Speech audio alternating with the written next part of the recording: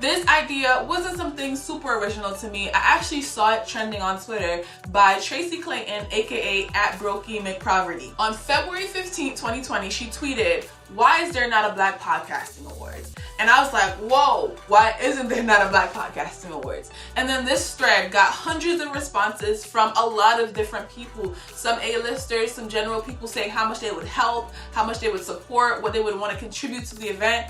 And I thought, why not actually make this a real thing? Why not put all these resources together? I didn't see any sign-up sheets. There was no glue to put all these resources together. So I went ahead and bought the domain blackpodcastingawards.com, went over to Google, created a quick sheet, and started gathering sign-up. Now here we are a few months later, and this is going to become a reality. I'm super excited to be having the Black Podcasting Awards this September. This is an event to bring together our community and share the audio content and the content our culture has been putting out there into the world, and to award those that are doing a really great job at it.